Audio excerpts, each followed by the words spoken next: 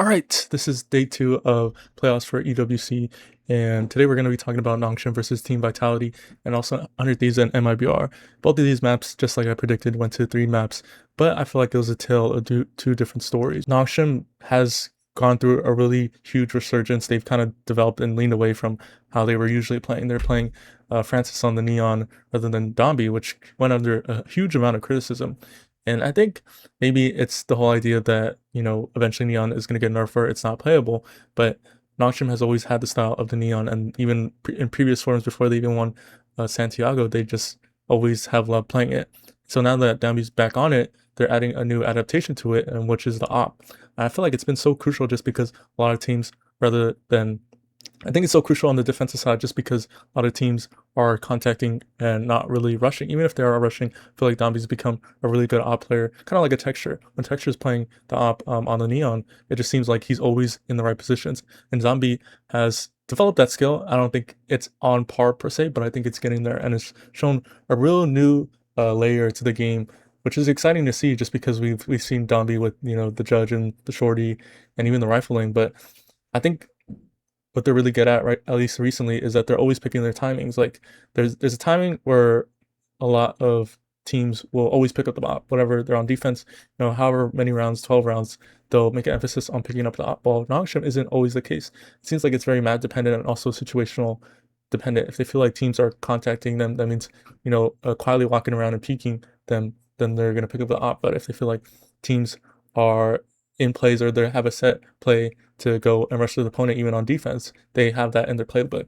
So it adds a new level of threat. Besides the running down Nongshim that we all know, they also have the hold a line Dombi operator that was usually found on Francis, and that was a big threat. Francis was a Euro op player, but then as Euro got nerfed, they're like, okay, what the hell do we do? And Nongshim has been able to give that op to Dombi, which allows him to excel and thrive, with him being the Neon and able to quick rotate and quick flood with the op. And for Team Vitality, I feel like in this game, the biggest difference was that there were certain maps where they were really excelling in team fights, and then there's certain maps where Nongshim was the better team. Like on Ascent, they just for some reason they're really good at team fighting. Even if Nongshim are attacking or defending, they know when to quick rotate and flood and either deny plant or just create a man advantage. And for some reason that kind of dipped in Split. You would think like Split is there's a heavy emphasis on retakes or team fighting. It's a mix of either or, just because some quick hits you have to allow the opponent to take space, but the closed choke points allow you to be able to pop out of different areas. Like an example of A site, where you're able to hit through 3 different choke points, and that's screens, heaven, and then down through ramps onto the A main choke point. And so those allow positions of where you're attacking the site and clearing space. And for some reason, I just feel like not only was it Nongshim's individuals, but it was X-Cross, because man, he had a really good game, and he's been having a really good series, especially him picking up the Phoenix. He's kind of been like more of the Sato player. It's funny enough just because there's a comparison between Nongshim and Lev. And the interesting point that not a lot of people know is that Nongshim would scrim Lev during the Santiago run. Nongshim would end up winning. Leviathan wasn't even in the tournament. And what do you know? The next tournament that happens, Lev make it all the way to grand finals. And what do they do? They have the Neon. They have their own layer of the Phoenix, which made them so successful and probably one of the most dominant teams. And then now, where Nongshim are playing in this in this current tournament, they're adapting Lev style. So it's kind of like been a back and forth, where Nongshim was a dominant team that allowed Lev to kind of raise their roof and their ceiling and allowed them to be better players, even though how young they are. And then Lev went on to dominate, and then Nongshim saw Lev and was like, oh, you're playing the Phoenix almost every map. We can do that too. And so they were inspired by Lev and created their own style, similar to how they played, but they just have added the Phoenix. And I feel like Xbox has been a really good addition, considering that he was a primary initiator player. They kind of did a flip between Xbox and Francis, where Francis was playing, the Yoru, the secondary duelist, whereas Xbox is now the secondary duelist. And he's been pretty good and has really good chem with Dombi. I just find it interesting that how Francis never was able to flex towards the Phoenix. Just for some reason, they maybe are not comfortable, or the chem isn't that great on Phoenix. But man, Split, I know there's a bunch of pivotal rounds where it's either like it's IV, it's X Cross, RB, are taking individual fights or anchoring a site. And I feel like Nongshim just from this point they knew that they could swing the games into their flavor. And boy did they did, because Breeze, oh my god, 13-2. Oh my god, there was just so many individuals that were on display. Like, I mean, Ivy was probably if we stop the tournament right now, I think Ivy has been their best player by far. I feel like Dombi has been a really great player, but man, Ivy, his individuals have been absolutely insane. I mean, he's taking raw gunfights, taking his own timings, and just winning them. Whether it's a Guardian, whether it's a Sheriff, whether it's him lurking, whether it's him, just peeking out as a Viper. First within the first couple seconds, which you don't normally do. And I feel like that's the difference between Nongshim and Vitality and a lot of these kind of like bigger teams that aren't Lev, just because like an Energy or uh uh even like a G2, in this case like a Vitality as well, like these kind of like standard top teams, they usually aren't taking that timing. Maybe Kron will, but most of the time he's gonna take his timings into lurks. And whereas Ivy, he's pretty much being able to balance like, okay, I can take my timing into an early peak and surprise the defender as we're attacking. And I feel like the balance is so key, just because, just because you take, a couple raw fights and you win them doesn't mean you always have to take them. He's always mixing it up and being unpredictable. And I think that's what Nongshim does well. I don't know how they calm. Like, I would think it'd be pretty interesting to understand how they calm, just because there's so much chaos that goes on.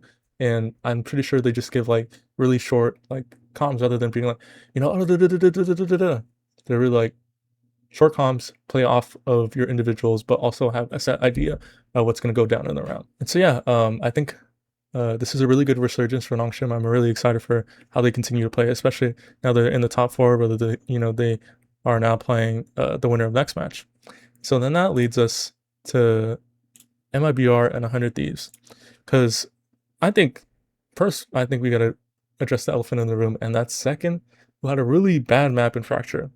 Like, overall, I think the whole MIBR team did not have a really good Fracture. Like, just for some reason, they just didn't show up. And one thing I noticed really that was really apparent, especially on their defender side, the objective of Fracture is that you kind of want to choke either the north side or the south side, and so that you can gain space and be able to retake, either introduce a flank. You don't always want to be rotating through spawn. And there was a lot of times where 100 Thieves were either capturing the site as they're rotating through spawn, or they're either taking a timing and getting a pick as they're rotating. I feel like that's been a common play, is that you're usually going to fight towards canteen. Maybe one or two players going to fight towards canteen, so you pick off the rotators as they're rotating to help as you go, the rest of your teammates go into plant.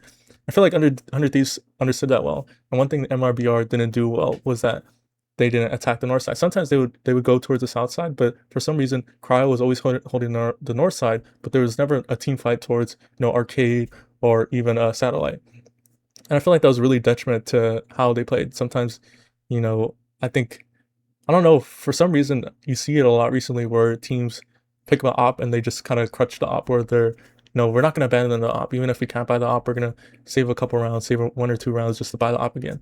And I feel like that's been a detriment for like MIBR. Yes, Ospas will get kills, but is that winning the round? And so sometimes you just got to drop the op and help the team. And, even if it's 2v5, some of those are winnable. We've seen 2v5s where the other team throws, like, it's just about having the opportunity, and being able to retake with the op is so much of a nuisance when it's so expensive.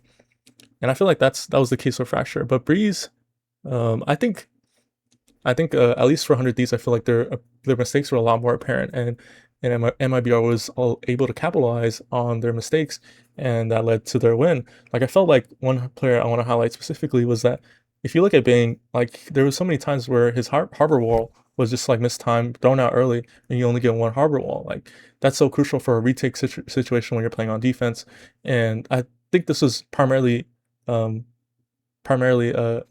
place on their defender side. That he would even throw on an ult, and there'd just be bad comms, like in terms of like, somebody going off and doing something else, somebody taking a timing, and bad comms in the sense of like, okay, I'm gonna peek this with me. That was apparent with the 100 Thieves in the first half, and I think as the second half they went on a run, but I feel like MIBR started to get a grasp of how 100 Thieves were playing. They're just kind of throwing the neon, throwing up the wall, and crunching on splits. And there's so many things that that 100 Thieves were throwing at them, but then MIBR caught on, and then they end up winning Breeze. But still, it wasn't anything dominant. If they had finished the map, because originally at the half it was 13 or 3-9, if they end up dominating the half, then I think that flips the momentum. But right now it's 50-50. And as we go into Haven, I think one thing that was pretty interesting was that Breeze we end up winning just because we have, one of basically the comp is Phoenix on or Zekken on Phoenix, Ferno on Sova, Ospas on the Neon. I think one thing I want to highlight is a lot of teams are winning. The 100 Thieves are winning with the Phoenix. And so we play some pretty much a mirror comp on Breeze, and MIBR end up winning. And then from there we go to Haven, and MIBR picks an odd comp for some reason. Like they lean into Zekken being on the Neon while Ospas is on the Waylay.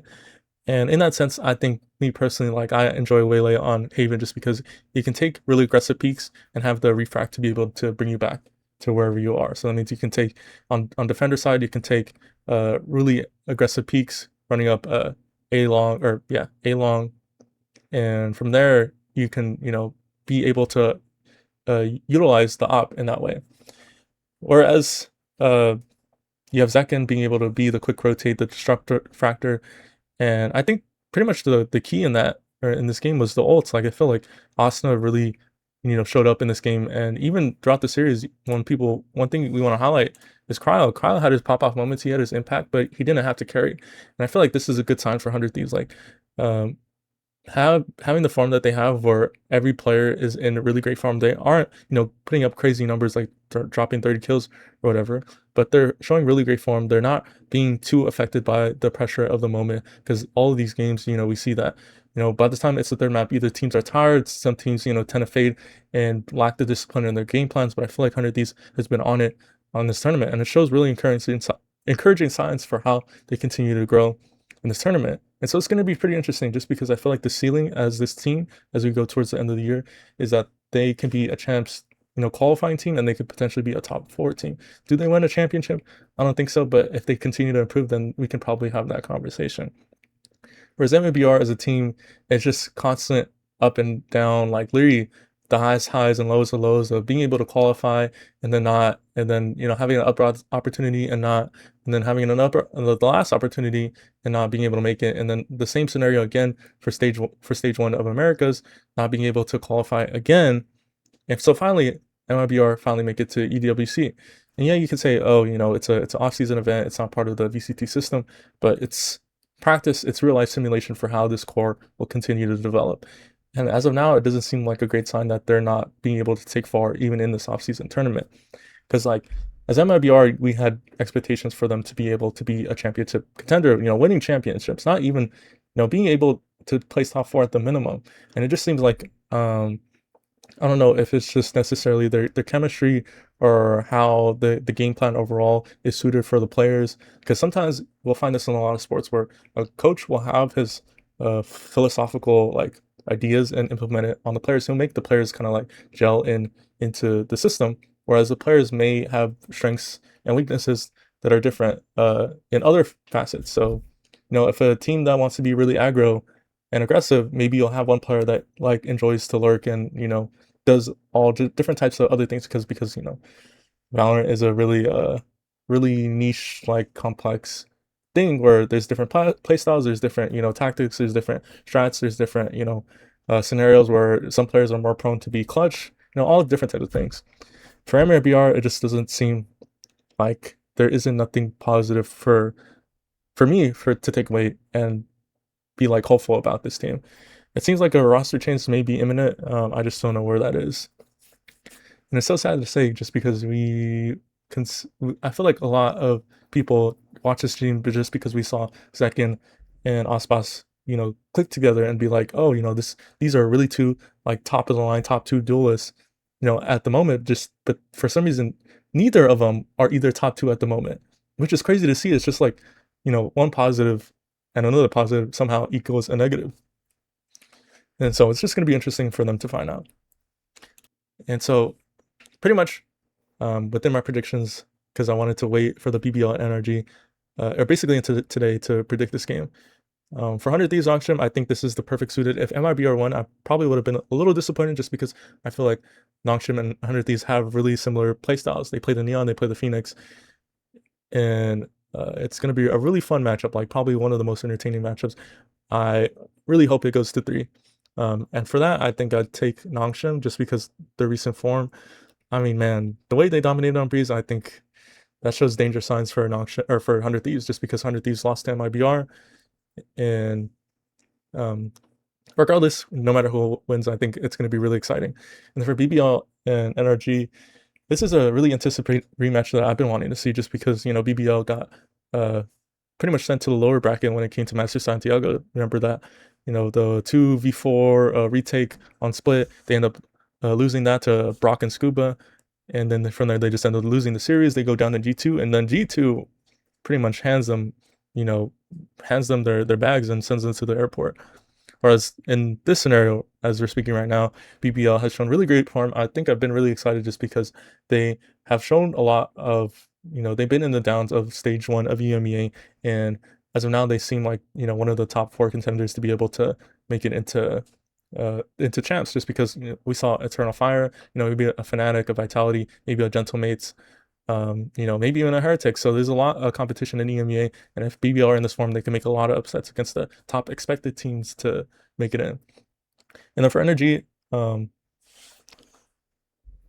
Energy are, I feel like they've always had really great resilience, and I think this tournament, you know, even if again it's an off-season tournament, this can show a really good showing as a core for how they end up playing in stage 2, because Americas again is a competitive as well, and if they start to be a little bit lackluster, then that could be concerning, where another team could take their place in champs. You know, depending on championships points, because, you know, we really haven't gotten into that. We haven't gotten into stage 2, but this is probably a good turning point just because they've always showed consistency, but when it came to Masters London, it just kind of like fall off a cliff. Not as much as G2, but, you know, they maybe if they don't play Lev, they might make it into playoffs, and that's a whole another different story. And so yeah, for this game, I think I'm gonna pick NRG to play Nongshim, and I think regardless of who wins, I think Nongshim are probably the favorites in this tournament, or pretty much.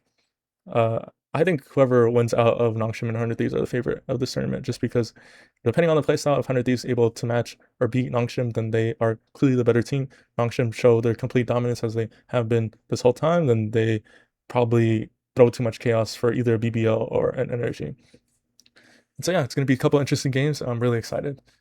Oh, one thing I think I wanted to mention was for 100 Thieves, when it came to their identity, there was a previous stint in stage 1 where Asuna was playing the Neon and Timatino was playing the Phoenix. And there's a lot of speculation about why isn't Timatino playing the Neon? Why is Asuna playing, you know, why they basically should switch roles. And I feel like within that, the idea and the speculation actually end up working, because right now Asuna is playing the Phoenix, Timatino is playing the Neon. And that allows, you know, for Timatino to, you know, not only create space, but also for Asuna to be the playmaker, to be able to flash his team onto side, also, you know, be able to farm wards, get ults. I feel like has so much impact. The Phoenix ults have so much impact, whether it's just, you know, getting space, being a recon, a pseudo recon, or it's, you know, being able to have the ability to get multi-frags, also having a second life. And I feel like as they've been leaning into the style, they become a really dangerous team, and it's going to be really exciting for America's stage 2 if they continue to lean on it and develop it. So yeah, that's been recap of day 2. Let me know your thoughts and subscribe. I'll catch you later.